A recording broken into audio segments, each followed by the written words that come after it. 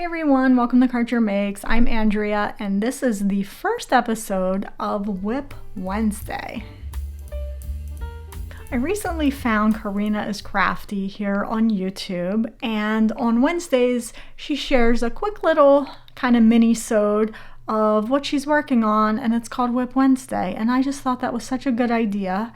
And I'm someone who always has more than one WIP going on, and I thought I could use Wednesdays to share a little bit more about those WIPs with you. So hopefully you enjoy this. If so, give it a thumbs up, subscribe for more, and let's get into what I'm sharing for this week. If you're new here, I love scraps. I love scrappy sweaters, I love scrappy socks, I love mini skeins, and I really love making projects with numerous colors. So I've been thinking about my next epic scrappy project. And again, if you're new, I'll drop a link to the video below. But my last scrappy project was a cardigan made with 553 different yarns. And I still have a lot of those yarns left, so I need to do something with them. I went through my Ravelry favorites. I thought a lot about a bunch of different projects, and I finally landed on the one that is going to be my next epic scrappy sweater. So let's talk about that. So I'll insert a picture of it here. This is the Jethro Cardigan by Tanis Lavelli, and it's a cardigan that incorporates both crochet and knitting, two things I love very much, into one beautiful cardigan. And I think it's going to be perfect for my leftovers of my leftovers of my leftovers, the scraps of the scraps of the scraps.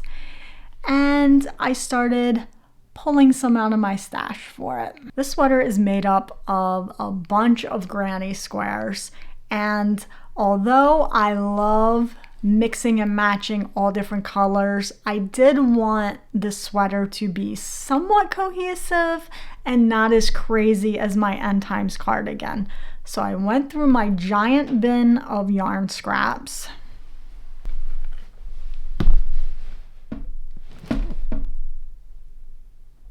And I picked out colors that I thought would be very cohesive together. I went with all different pinks and purples and oranges, and I love these colors together. So I pulled a ton of leftovers and just kind of threw them in this bin here. This is a pantry bin. It's from my pantry. It was empty, so I grabbed it and threw this yarn in. But there they are. These are my color choices. And again, these are a tangled mess.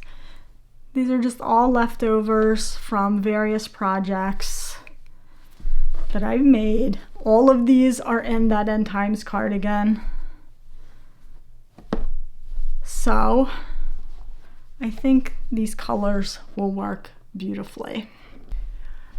The one modification that I'm making to this pattern is that the pattern calls for a size F hook, crochet hook, and I tend to be a tight crocheter. I'm also a tight knitter, although I have loosened up my knitting gauge over time, but I'm still a very tight crocheter. So I did go up a hook size to G, fly like a G6. If you get the reference, you get it. If you know, you know. I'm fly like a G6. And I've started making my squares. Now the pattern calls for, I don't even know, 30, 35, 40, a lot of squares. Here's where we're at. So I have about 12 here that are done. And although I am using similar colors in each one, I'm trying not to repeat sequences, meaning none of them all in the same spot. So each square is going to be different. And here's just some of the ones that I've made so far.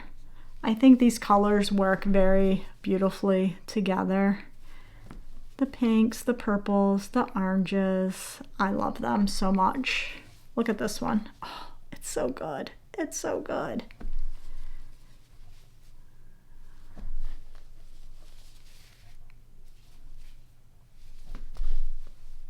Now, none of these that I just showed you are blocked yet.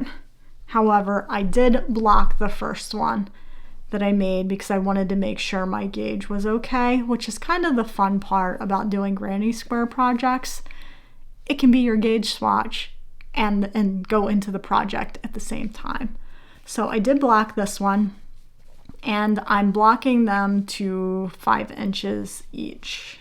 There's all the squares that I have so far. These work up fairly quickly. I think it takes me maybe 45 minutes to do one square, and that does include weaving in the ends. I'm weaving in the ends as I go, minus this one right here, but I do not want to be left with a million ends at the end of this project, so I am trying to weave them in as I go. So I should also mention that this project calls for DK weight yarn, and obviously what I have leftovers mostly is fingering weight, so I'm just pulling it from the inside and the outside of the ball and holding it double together to make DK weight, and it's working up just fine. So what I don't know yet is what color I'm going to use for the rest of the sweater. So the sleeves are knit, and then I think the band and the hem is all knit as well. Not sure what color I'm gonna do yet. I was thinking I could just do like plain white, but I don't know, that seems kind of boring. So I may end up dyeing some yarn to be the sleeves and stuff for this, and at which point, if I do dye, what color should it be? Because all of these colors are already kind of incorporated in the squares. Maybe I could do like a really light blush pink, perhaps. I don't know.